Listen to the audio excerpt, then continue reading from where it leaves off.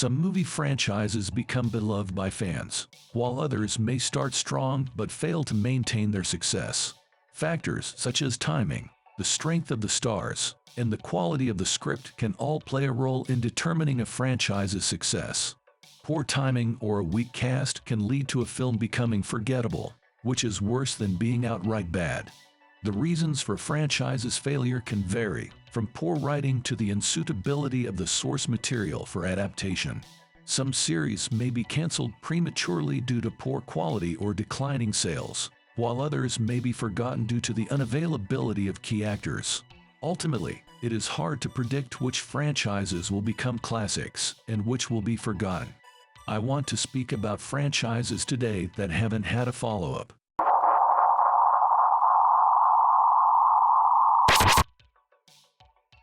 In the movie industry, financial success is crucial for the continuation of a franchise. When a studio sees a decline in profits and an increase in production costs for a series, it is a clear indication that it is no longer a profitable investment. Such was the case for the Chronicles of Narnia. Despite starting off strong and gaining a dedicated fan base, the sequels failed to live up to the success of the first film. The Lion, the Witch, and the Wardrobe was a hit, and the addition of rising star Ben Barnes in the second film seemed promising. However, even though it grossed $419 million, it had a high budget of $225 million, and Disney withdrew from the series due to budget disputes. The third film, The Voyage of the Dawn Treader, received poor reviews, and plans for a fourth film were ultimately abandoned. As a result, the franchise has faded from public memory. One of the challenges that some movie franchises face is the aging of their actors, which can lead to the series' downfall despite its popularity. The Percy Jackson series is a popular children's book series that was adapted into films, which were relatively well received by audiences. However, the series faced a major issue from the beginning. The books start when Percy is 12 years old, and each book takes place 1 year later. But the actor who played Percy, Logan Lerman, did not look that age, so the character's age was changed to 16 for the film adaptation. The first film was a relative success, but the age issue became more apparent as production on the second film progressed. Despite this, the second film, Sea of Monsters, was released in 2013 and performed similarly to the first film, making more than double its budget. The issue was that the main actors could no longer convincingly play teenagers.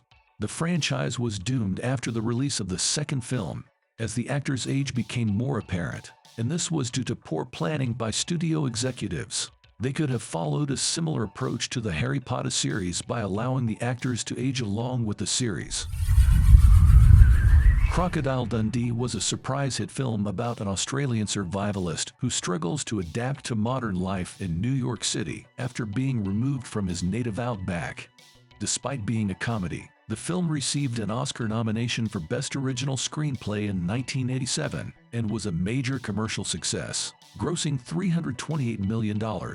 Although the critical acclaim for the franchise dissipated with the release of the sequel, it still performed well at the box office.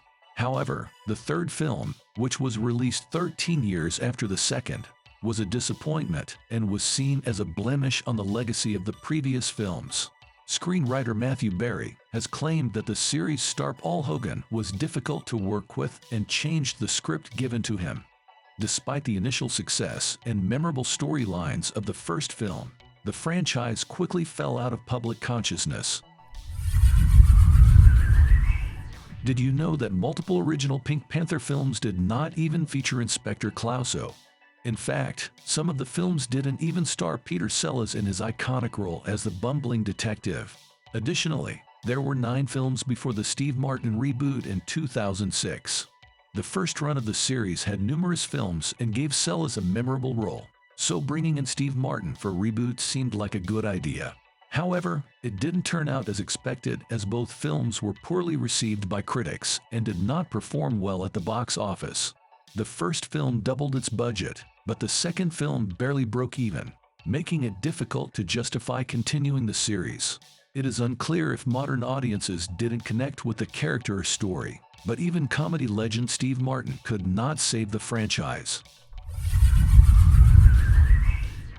In the late 2000s, the genre of young adult novels set in dystopian landscapes was popular, and two of the most successful book series in this genre were The Hunger Games by Suzanne Collins and Divergent by Veronica Roth.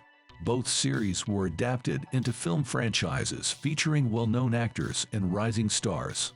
However, while one franchise grossed over $2.9 billion, the other was a critical and commercial failure. The Divergent series was not as successful as The Hunger Games, and in an attempt to maximize profits, the final book was split into two pots. However, this decision did not pay off, as the third film, Allegiant, performed poorly, and the fourth film was ultimately canceled. The franchise was also not able to achieve the same level of success as the Hunger Games series starring Jennifer Lawrence. The release of Percy Jackson and Clash of the Titans in 2010 marked a resurgence of Greek mythology in popular media. Clash of the Titans, led by Sam Worthington, was expected to be a hit due to Worthington's success in Avatar, the highest-grossing film at the time. The film, which retells the Greek myth of Perseus and features Liam Neeson and Ralph Fiennes, was a box office success, grossing $493 million on a budget of $125 million. A sequel, Wrath of the Titans, was released 2 years later and also performed well at the box office, grossing over $300 million on a budget of $150 million.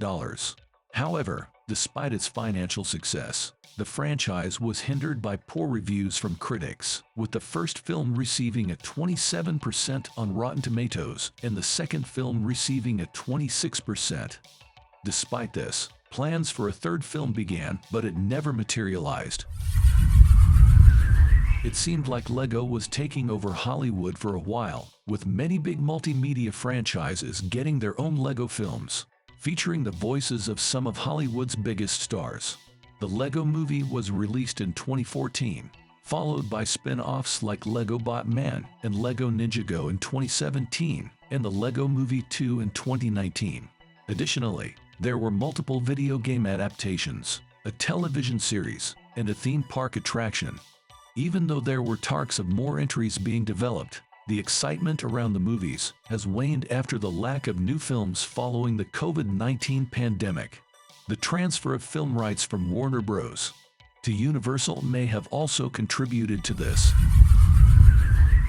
The Mummy franchise, featuring Brendan Fraser and Rachel Weisz, was a popular action-adventure series in the late 90s and early 2000s.